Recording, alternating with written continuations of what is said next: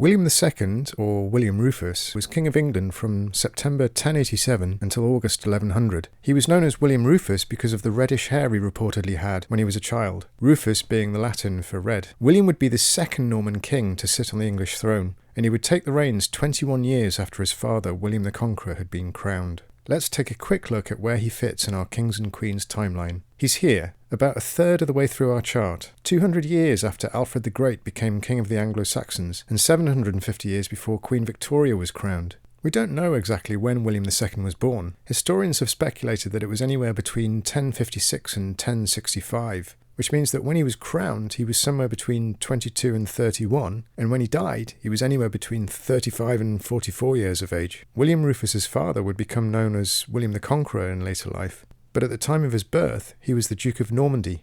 Not much is known about his childhood, but William would have grown up in the court of the Duchy of Normandy, and during the time leading up to his birth, or throughout his childhood, depending on his age, his father was kept busy on the battlefield, fighting off internal revolts to emerge as the dominant ruler in northern France. Finally, in 1066, William's father invaded England and was crowned king there. His mother, Matilda of Flanders, bore around 10 children, so William Rufus had several brothers and sisters. With 2 older brothers, Robert, the eldest, and then Richard, it was likely that the idea of him ever succeeding his father, either as Duke of Normandy or King of England, was probably only a distant possibility. 2 factors would change all that. In 1070, Richard was out hunting in the New Forest. He rode into a tree branch and died.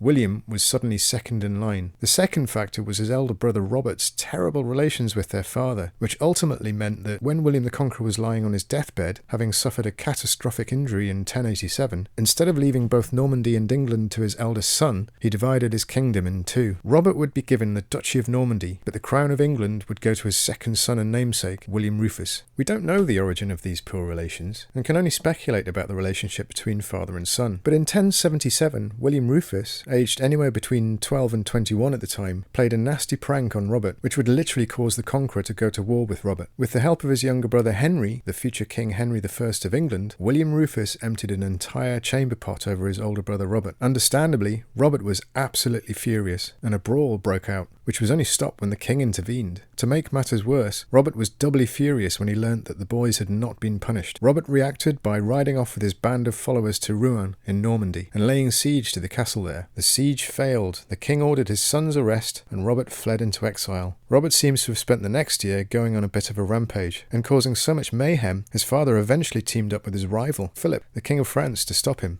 This family feud didn't only affect the immediate issue of the royal line of succession, it was to have deeper implications and threaten William Rufus's own reign, and it centres around the relationship the feuding brothers had with their uncle. William the Conqueror had a younger half-brother he was initially very close to. Odo, the Bishop of Bayeux, had not only provided funding for the Norman invasion of 1066, he had also taken part in the Battle of Hastings, wielding a club he used to bash and crush the heads and limbs of Anglo-Saxon soldiers. Odo was rewarded with the earldom of Kent in 1067, and King William also left him in charge of England whenever he returned to Normandy. But this goodwill between the king and his half-brother came to an end at some point. In 1083, William had Odo arrested, possibly because he'd planned a military campaign in Italy without the king's permission. However, it's also thought that during the crisis between the Conqueror and his sons, Odo had sided with the eldest, Robert. Odo was put on trial, and despite claiming that as Bishop of Rome he was exempt from King William's laws, the Conqueror famously replied that he was trying Odo not as the Bishop of Bayeux, but as the Earl of Kent, and he duly threw him in prison.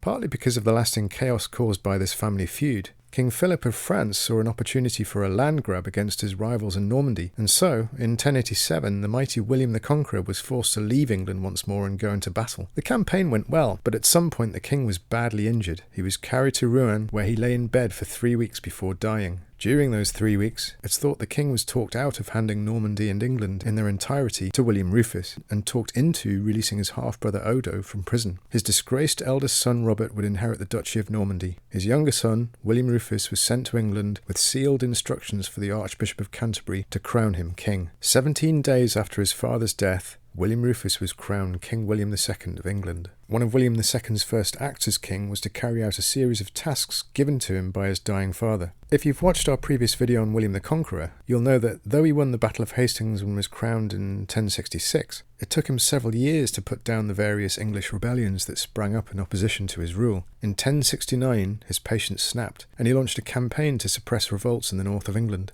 His troops massacred many northerners, and they even salted the land to prevent crops being grown. Records from the time show that around 3/4 of the population of the north were either displaced or killed, either at the end of a sword or through starvation. Some modern historians claim that the harrying of the north amounted to genocide, and the event was even considered cruel by chroniclers of that era, who wrote that only God can forgive William. Perhaps with the idea of seeking God's forgiveness, or saving a soul, one of William II's first tasks was to open the treasury and distribute generous gifts to the church, monasteries and the poor. But it was the conqueror's other deathbed instructions to release Odo and give the Duchy of Normandy to Robert that would prove critical during William II's early reign. Soon after he was crowned, some of the most powerful Norman nobles in England revolted, with the hope of uniting England and Normandy under one brother, Robert. The revolt was led by none other than Odo, who had been released the previous year as the conqueror lay on his deathbed. The rebellion of 1088 represented an existential challenge for William II. The king responded by laying siege to Odo's castle. He also recruited English soldiers to his cause by promising to abolish the much-hated forest laws. The strategy worked and the revolt failed. Odo was forced to surrender his earldom and return to Normandy.